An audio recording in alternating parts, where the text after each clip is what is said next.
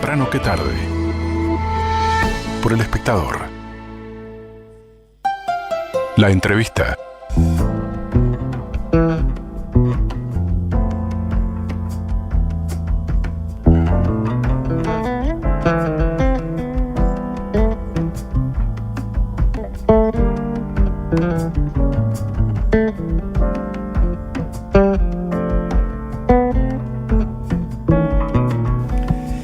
Se conoció hace unos días un trabajo que muestra las 20 novelas que mejor representan a Montevideo en el siglo XX y el siglo XXI.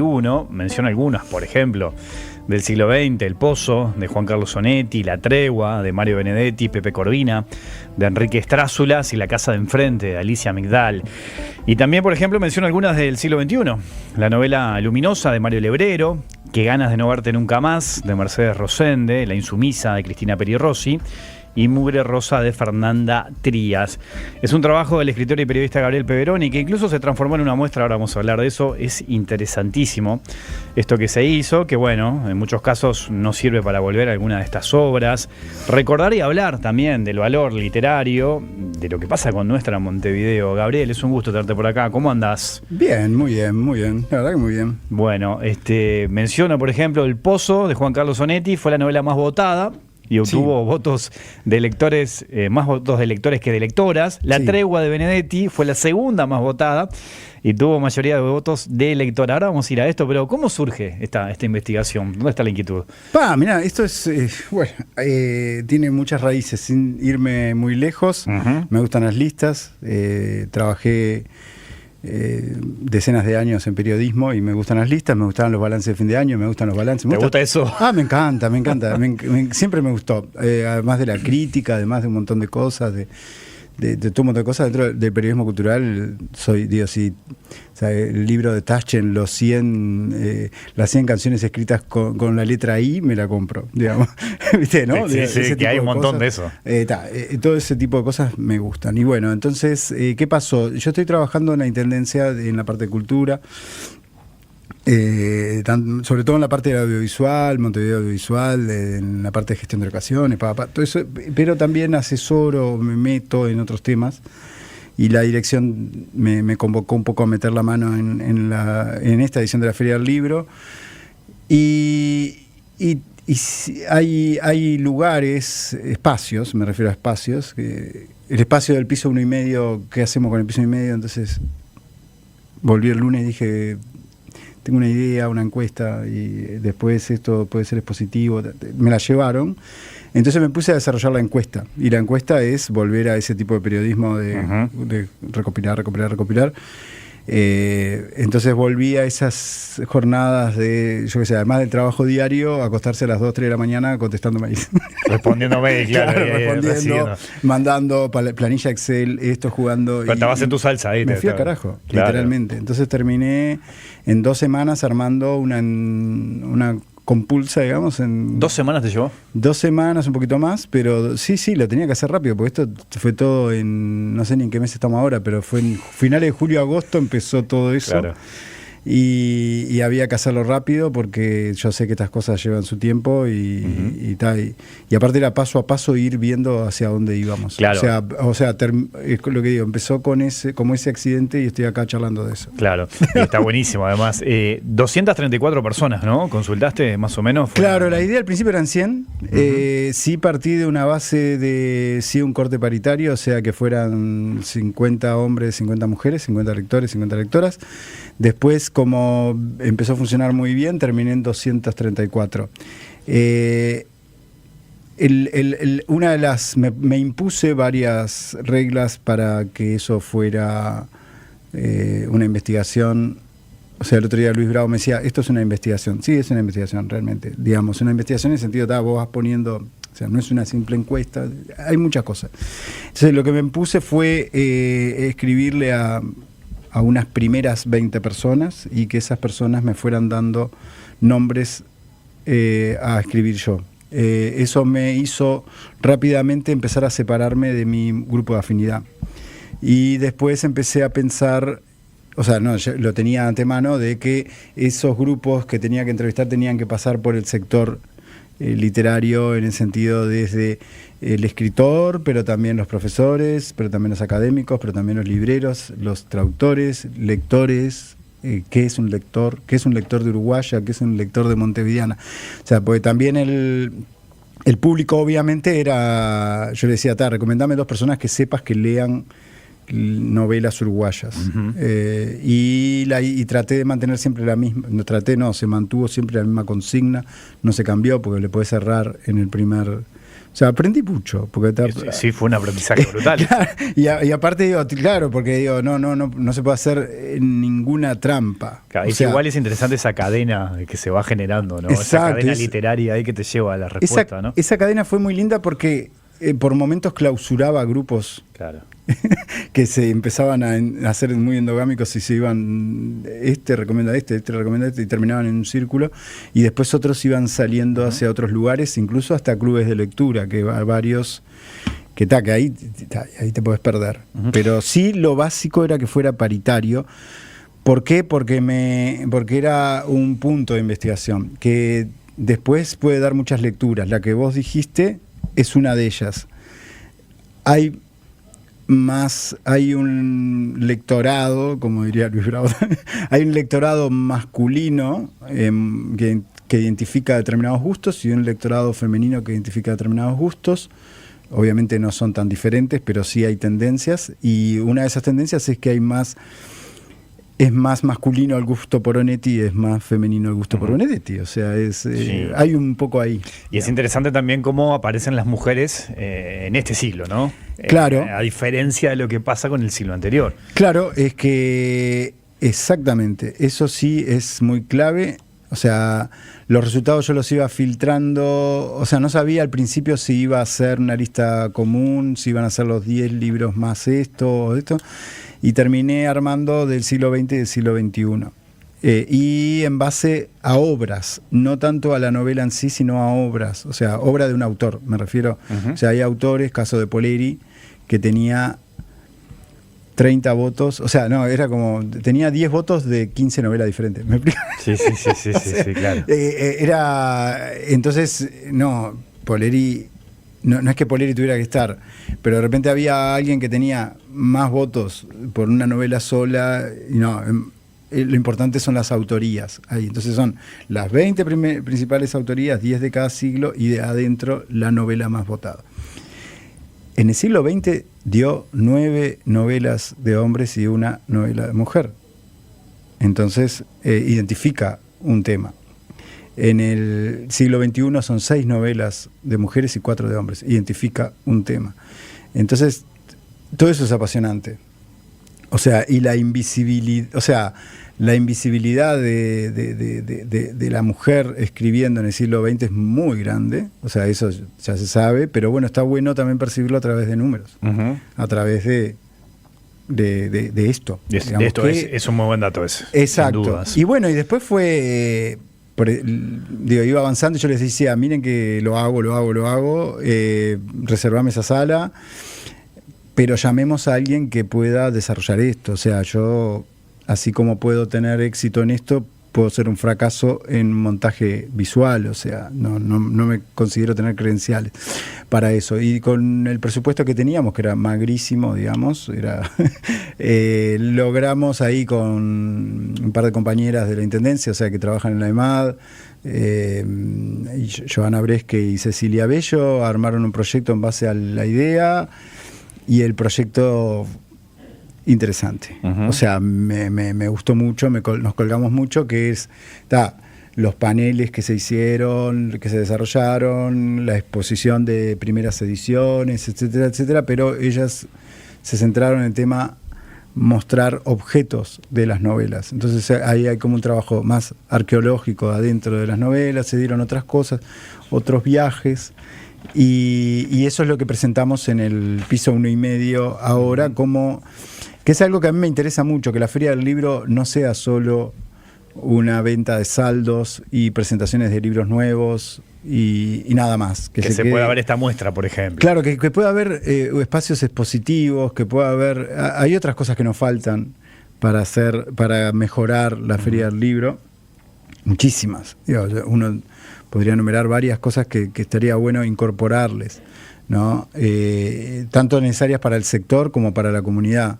O sea, o que fuera en otro lugar, por ejemplo, y en otra época del año. Y digo, hay muchas cosas en juego con respecto a eso, pero sí lo es positivo. Yo ya había hecho en el 2019, habíamos impulsado una muestra de objetos de Lebrero, de Marosa, de ediciones de Uno. Ahora estamos soñando con hacer algo para el año que viene también fuerte, porque hay que pensar, las cosas se piensan, hay que pensarlas con tiempo. Esto fue más apurado. Pero entonces, claro, eso, una exposición, y está funcionando bien. O sea, creo que tuvo una recepción interesante tanto dentro del sector como, yo qué sé, lo de los objetos realmente llama la atención y es un lindo juego, es una parte lúdica. Hubo otras cosas que no se pudieron hacer, pero bueno, eso siempre pasa. Ahora, Gabriel, estamos hablando, ¿no?, de estas 20 novelas que mejor representan a Montevideo. Yo siempre he pensado, tengo la sensación que Montevideo está, como siempre, muy presente en la música, por ejemplo, ¿no? Incluso en algunos poemas. Sí. Pero es interesante ver que también está presente en novelas, en cuentos, en otras expresiones, ¿no? Sí, totalmente. Sí, y hay trabajos desarrollados, sobre todo en lo sonoro. Bueno, en Montevideo Sonoro, que es el trabajo de Machini, después que fue evolucionando en diferentes cosas, que es una relación directa entre la canción, la letra de la canción, los sonidos también, o no, con un mapeo geográfico. Acá no hicimos un mapeo geográfico, pero sí, es todo un tema. O sea, ahí hay un nivel de investigación también. También hay que ver qué es Montevideo, o sea, qué significa una novela montevideana. O sea, yo planteo, la expresión se llama novelas montevideanas, ok. Ya desde el título es un conflicto, es una crisis. O sea, es un conflicto en el sentido es posible hablar de una novela montevideana. Hay novelas montevideanas. ¿Qué es una novela montevideana? ¿Qué características tiene, por ejemplo, ¿no? O sea, y entonces ahí hay una libre interpretación de los votantes y mía también, en el sentido de, bueno, lo que tú sientas como lector. El lector acá es el que define. ¿Me explico? No es que defina, no se puede definir objetivamente esta novela es montevideana. ¿Es montevideana la novela Luminosa? Sí, se escribió en Montevideo, Lebrero estaba viviendo acá, habla de circunstancias. No es una novela, es una novela montevideana porque diga me bajé del taxi en Boulevard Artigas y Charrúa. No, capaz que no. O sea, no es solamente que ahí de repente me puedo pelear con el concepto de Montevideo Sonoro. De repente, digo, porque uno a veces tiene que pelearse un poco. A veces las relaciones tan directas no sé, desde mi punto de vista no vendrían a ser tan interesantes. O sea, creo que una novela montevideana no se define estrictamente por los lugares geográficos que transite o no. De hecho, estoy pensando en que hay novelas que transitan puertas adentro, ¿no? Exacto. Aparte estaba ahí, ese es un tema, porque esa es otra de las cosas que se bandearon con el tema de la investigación. Antes de ir a eso te digo, es el lenguaje, las emociones, lo que juegue. Entonces, las respuestas, yo una sí, las sé todas por mail. O sea, no hubo WhatsApp ni hubo oralidad. O sea, no hubo encuentro presencial. O sea, era por mail. Por mail significa 2 o 3 días de reposo de una idea. Significa reflexionar un poco, pero no tanto. O sea, tampoco te voy a pedir que te pongas a investigar toda tu biblioteca o toda tu vida de lector para que respondas, sino que fuera una reacción más emocional sobre tu memoria. O sea, ¿qué es lo que recordás? Es importante lo que recordás. También es importante lo que no recordás. Lo vas a buscar en tu biblioteca o en la biblioteca Saibal o en una librería, o preguntándole a otros. Pero yo no respondía. O sea, me preguntás, che, ¿y cuáles son las que...? No, yo no sé nada. ¿Me explico? Pero es eso.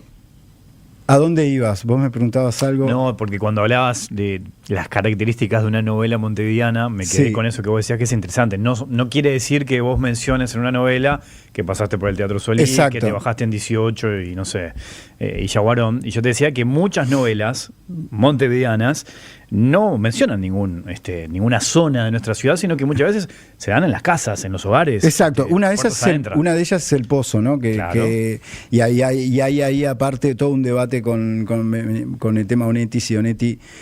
Claro, Onetti construye Santa María, que Santa María está hecha de 45.000 ciudades y 45.000 personas, todo en su obra. Pero ¿alguien puede discutir que Onetti no es montevideano. Quizás sea el escritor más montevideano de todos, en su cinismo, en su forma de narrar, en su... Bueno, ¿qué pasa? Yo soy un enfermo del espacio público, digamos. Trabajo en eso, trabajo todos los días en la gestión de locaciones de espacio público para rodajes audiovisuales. Entonces es todo un mundo que discuto todo el tiempo y que estoy trabajando todo el tiempo sobre la imagen de la ciudad para historias propias o para hacer escenografías de series, etcétera, etcétera, publicidad internacional, todo ese tipo de cosas. Punto. Montevideo puede ser Europa, Montevideo puede ser esto, Montevideo puede ser lo otro.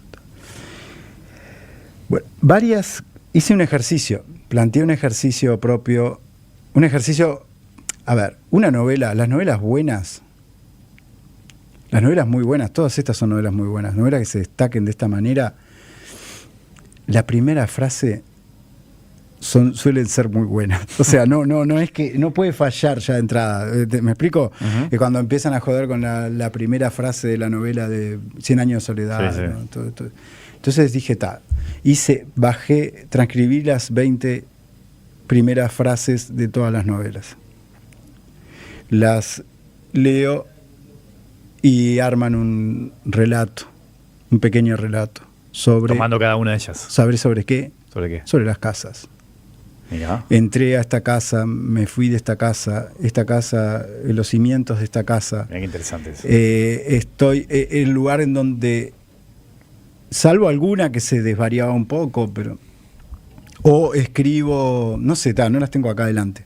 Entonces eso, después subrayo algunas cosas, como el escultor, ¿no? Traca, y queda como un poema sobre una casa.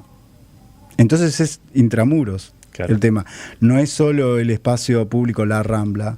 Esto. Después hay mapeo. Mirá que ese trabajo no lo hice, y el mapeo es interesantísimo porque hay toda una parte de la novela del siglo XX que transcurre en Capurro, en Prado, Felisberto, ahí con Clemente Collin, la Avenida Suárez, las orillas del mundo anda a ser Manchero, en Capurro, Tierra en la Boca, de Martínez Moreno, en el barrio Atahualpa.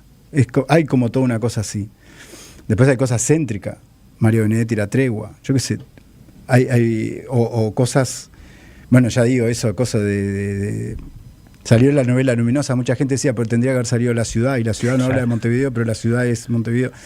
Todo ese tipo de cosas. Y después entra todo un tema de la naturalización, porque también hay todo un tema sobre que en el siglo XX hubo mucho conflicto sobre, no conflicto, pero ya estaba en Onetti, cómo nombrar la ciudad, si la nombrás, si no la nombrás. Igual cuando mirás así no era tan conflictivo, pero creo que para algunos que vivimos en el siglo XX no era fácil escribir sobre Montevideo, pesaba mucho más. Eso es como algo. Y eso yo quería identificarlo, no lo identifico claramente en este laburo. Pero sí entiendo que las nuevas generaciones, y ahí meto a Leonor Courtoisí, Fernanda Trías. Bueno, Fernanda Trías podría ser de la otra, porque el Mugre Rosa tampoco nombra a Montevideo. Es verdad. O sea, y es Montevideo. Y entra en eso de que es... entra en eso de que también es universal. Vos sos bogotano, lees eso y es Bogotá también. Aunque no tenga mar. Bueno, en ese caso no tiene mar, pero es como en 25 watts también, que más allá de que tiene, o sea, vos podés decir que 25 watts es montevideana al palo, ¿no?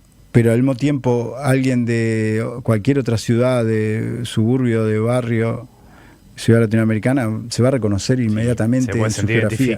E incluso hay una pretensión de Stoll y Revela de no mostrar nunca que es Montevideo. Claro.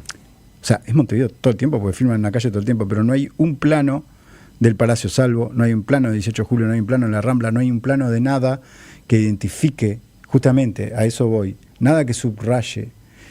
No quiere decir que si vos ponés, me bajé del taxi en Boulevard Artigas y Charrúa, esté mal, no, para nada, digo, simplemente que no es, es un elemento más, pero no es... Es Montevideo sin ser Montevideo, digamos. Claro, no necesitas a veces no necesitas nombrarlo tanto. Digo, Claro. Hoy tocabas, Gabriel, un tema que me parece clave también, más allá del espacio público, que es el lenguaje, ¿no? El lenguaje Sí. montevideano. Pienso en Benedetti. Benedetti Sí. tenía un lenguaje que lo podemos asociar a Montevideo también. Sí, sí, yo soy absolutamente, podría decirlo, ojo que no es un plano ideológico, no sé, o sí, pero yo soy profundamente anti-beneditiano, ¿está? Eso no significa que no lo respete, porque el otro día fui a ver Pedro de Capitán, que la hizo María Dodera, y es formidable no solo la versión o lo que hizo María, sino formidable el texto de Benedetti. O sea, son otro montón de problemas, pero soy anti-benedettiano en determinadas cosas, en determinadas posturas, determinadas acciones. Y una de las cosas que más me gustó en todo esto es que en el siglo XX comparezca Benedetti y Scanlar en la misma sala entre los 10 libros más votados, y eso me parece increíble, me parece precioso, porque también habla de una diversidad y que esté Lalo Barrubia. Uh-huh. O sea, pues nosotros como generación, con Gustavo y con Lalo y con Daniel Mella y otros más, no tanto Trujillo, que Trujillo también estaba, por cierto, tuvimos un problema grande con esa generación. Pero bueno, a lo que voy, sí, Martín Lassalle, por ejemplo, que es más chico, fue votante, ¿no? Él tiró, porque mucha gente tiraba cosas, ¿no? Tiraba ideas, digamos, o discusiones o críticas o esto. Yo ahí en el PDF que después se armó definitivo marqué algunos porque me pareció necesario. Y Martín Lassalle, que ya es de una generación que no se preocupa tanto por Benedetti, por Benedetti, por estas cosas, él decía, puntualizaba mucho en el tema, dice, no, pero lo importante no es que se marquen las cosas geográficas, sino esto, lo que veníamos hablando. Entonces dice, lo más profundamente montevideano que conozco es Gracias por el fuego de Mario Benedetti. Y puede tener razón, digamos. Y también, yo diría, Estocolmo de Gustavo Scanlar. O sea, creo que las dos son profundamente montevideanos en el habla, en el lenguaje, en todo, desde dos perspectivas absolutamente diferentes. Uh-huh. Te propongo una pequeña pausa y seguimos conversando. Ya seguimos. Más temprano que tarde. El periodístico de la tarde de la 8:10.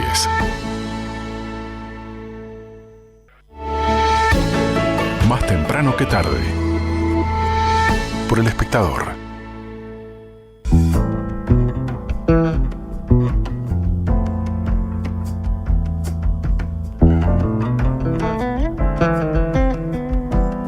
Seguimos conversando con el escritor y periodista Gabriel Peveroni a propósito de esta investigación, ¿no? De las 20 novelas que mejor representan a Montevideo, 10 del siglo XX y 10 del siglo XXI, con, bueno, títulos y aparte un análisis interesantísimo que estamos compartiendo con Gabriel. Esta investigación que se transformó en una muestra que se puede disfrutar en la Feria Internacional del Libro de Montevideo, allí en la Intendencia precisamente de Montevideo.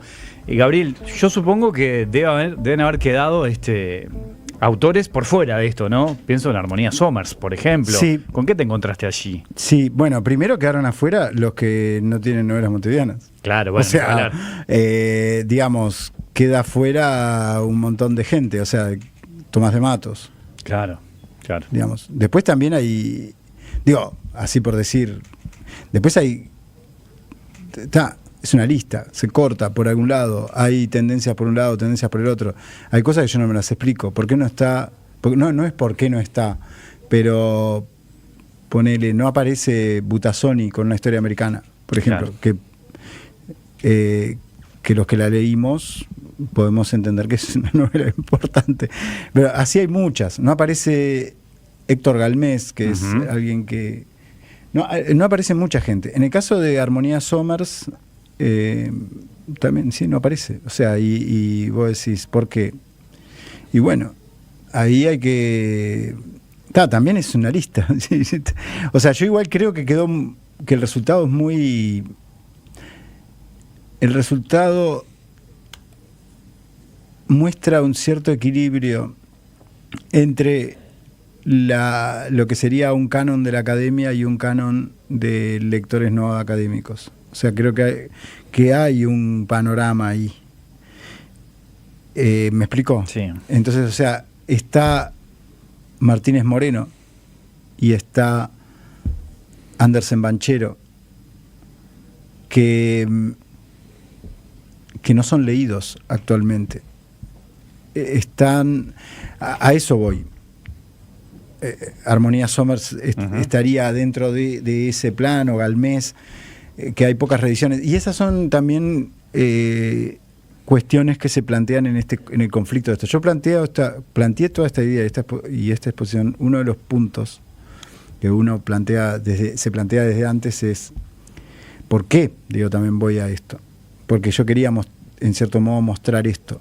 Yo estoy mostrando 20 libros cruciales, importantes, de Montevideo, novelas, de los cuales más de la mitad no están a la venta en esa feria del libro en ese momento.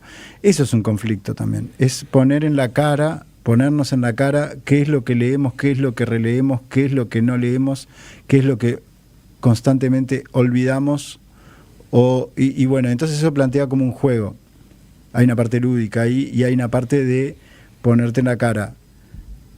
A mí me gustaría que la Feria del Libro, por ejemplo, incorporara curaduría, o sea, incorporara 2 o 3 librerías de leídos buenas con una buena curaduría.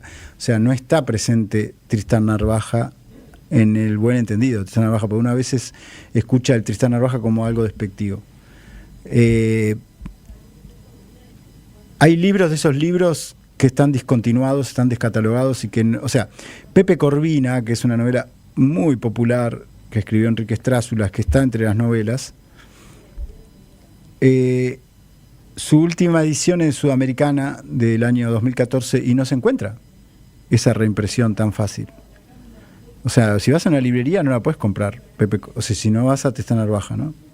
Que aparte de ahí, esa no vas a conseguirla, vas a conseguir una del año, seguramente te consigas la de Banda Oriental del año 79. Entonces eso me llevó a otras investigaciones que tienen que ver con las ediciones, las reimpresiones y lo olvidado y lo no olvidado. Es un buen punto ese, Gabriel, porque estamos hablando de un texto maravilloso, además, ¿no? Que si uno quisiera ir a buscarlo, y además, se va a encontrar con un montón de barreras. Y además, ¿es montevideano? Sí, pues recontra montevideano. Claro, pero, por ejemplo, hay gente que dice, pero esto es más del mar. No. O más del río, o más y es recontra Montevideano, te brillaron los ojos. Sí, es recontra Montevideano, claro. Claro, y Pepe Corvina es de esos títulos que están flotando por ahí y que de repente no están en ninguna agenda. Porque Strássula se murió, porque se perdieron determinadas cosas, es parte de una generación que de repente se olvidó por determinadas, que no es tan glamorosa desde un punto de vista, yo qué sé. Dejémosla ahí. Pero digo, pasan esas cosas. Y ahora tenemos ese predominio de las autoras sobre los autores, que es una cosa significativa de este tiempo. Yo no quiero decir que esto sea bien ni mal. Sí está mal que se invisibilicen cosas. Y obviamente se invisibilizaron cosas. Y hay novelistas, mujeres que no aparecen, que tenían mucho nivel del siglo XX y que les costó mucho en su tiempo y les cuesta mucho el triple ser reconocidas en el andar de este siglo XXI. Y ahí te digo Silvia Lago, te digo Teresa Porsekansky, te digo Zuleika Ibáñez, te digo, empezás a poner nombres y no es que no escribieran, me explico, no es que no escribieran mal, que escribieran mal, digamos. Ese es el tema es quién lee, quién pone el canon, y eso sí, ahora por suerte se ha emparejado, hay jurados paritarios en los concursos, y evidentemente hay un tema que excede todo esto, que es que hay más lectoras que lectores también en el tiempo contemporáneo. Y bueno, y eso define de tal modo que, porque no hay cuotas, las editoriales no tienen cuotas, no les entra de repente las políticas públicas, pero vos ves y las librerías tampoco, pero ves las vitrinas de la librería y hoy predominan los libros escritos por mujeres. Está bárbaro, este es nuestro tiempo, punto. Armonía Somers, yo trabajé En una compilación, no trabajé en eso, en eso le hice la nota, había trabajado en otra cosa. Le hice una entrevista a Juan Casamayor, un editor español que lo conozco hace muchos años, de Página de Espuma. Él hizo un laburo con una mexicana sobre Vindictas se llama el libro, que es una colección de autoras, una por país, de cuentistas, y la que se eligió de Uruguay fue Armonía Somers. Y Armonía Somers tiene una publicación en Página de Espuma ahora enorme, preciosa, hermosa, y circula en España. Todas esas cosas se van moviendo, y está buenísimo. Digamos, son cosas que está buenísimo, son cosas que hay que también hay que actuar. O sea, yo creo que desde lo público, que es desde lo que me compete, sí teníamos un agujero, un espacio expositivo pero hay que ser firme en los contenidos, hay que buscarle contenidos fuertes, o sea, no poner cualquier pavada. O sea, está lleno de pavada en lo público y en lo privado. Vivimos una época que, como dirían algunos amigos, vamos en camino a la extinción de esta manera. Pero bueno, antes de la extinción pongámonos serios con algunas cosas, y leamos mejores libros de los que leemos, miremos mejor cine, escuchemos mejor música de la que escuchamos, tratemos de encontrar, porque la vida es más satisfactoria con mayor calidad de vida, y la calidad de vida no es solamente que vos ganes bien y que puedas viajar todos los años a Europa y a Miami. La calidad de vida es que comas bien. Y comer bien no es solo comer palta y pan de masa madre, también es educarte bien y leer buenos libros. Y bueno, esta lista de estos 20 libros nadie puede salir, no se desaprovechan. O sea, porque desde Irse yendo de Leonor, que es un libro estupendo, que es el último de la lista, digamos el último de la lista temporalmente, hasta El Pozo, tenés un viaje ahí que estamos... Que se plantea, es un planteo caprichoso, es un planteo, salió esto, pero también puede haber otros. Claro, esa variedad. Puede ser una lista de otros 20, claro. Pero eso ya está para otra cosa. Es riquísimo. Acá algunos oyentes te plantean que hagas otra lista de todo el Uruguay, por ejemplo. Te están no, es que está buenísimo. Está buenísimo. También está la literatura de balneario, por ejemplo. Sí, es cierto. Que es todo un tema, o sea, porque incluso algunos, por ejemplo, Adiós Diomedes, que aparece en la lista, la de Leandro Delgado, es más de balneario que de Montevideo, pero es Montevideo. O sea, también, ¿y dónde terminan los límites de Montevideo? Bueno, cada vez más. Más. Pero sí, vos al principio me hablabas de la canción. Y yo, si bien vengo de la música en el sentido de que trabajé en el periodismo cultural, sobre todo relacionado con la música y todo, y a veces amor-odio, como todo, sí me gustaría quebrar una lanza por la poesía, por visibilizar a una poesía un poquito más jugada en el lenguaje, no con un uso tan pragmático como es la canción, que es un uso determinado de la poesía, ¿no? O una forma. Porque si no nos quedaremos con que el último poeta que escribió Montevideo es Liber Falco, y esa es como que sería la imagen. Poetas me refiero a poetas no musicalizados, o no, que no tienen por qué musicalizarse toda la poesía. Y ahí hay un campo enorme también de investigación y de visibilizar cosas que no se leen. Yo qué sé. A mí lo que y parte de esto, como novelista y como escritor, también es como un homenaje, o sea, porque uno escribe porque lee. Porque leyó mucho y porque le gusta leer. Yo no... Lo que me preguntaba, me gusta más leer que escribir. Obvio no, pero me gusta más leer que escribir. Y es un homenaje a mis colegas. Claro. No tenemos ningún colegio, como diría otro, pero a mis compañeros de escritura, digamos. Porque pertenecemos a una comunidad, en este caso como me toca trabajar en la ciudad de Montevideo, el acotamiento es Montevideo. Claro. Podría ser el Uruguay entero. El Uruguay me agota a mí, es un poquito grande. Es bastante grande. Invitamos a los oyentes entonces que se reencuentren con estas 20 novelas que mejor representan a Montevideo en esa muestra allí en la Feria Internacional del Libro. Así que, Gabriel Pedroni, muchas gracias por tu visita esta tarde. Gracias a vos por la charla. Más temprano que tarde. El periodístico de la tarde de la 8:10.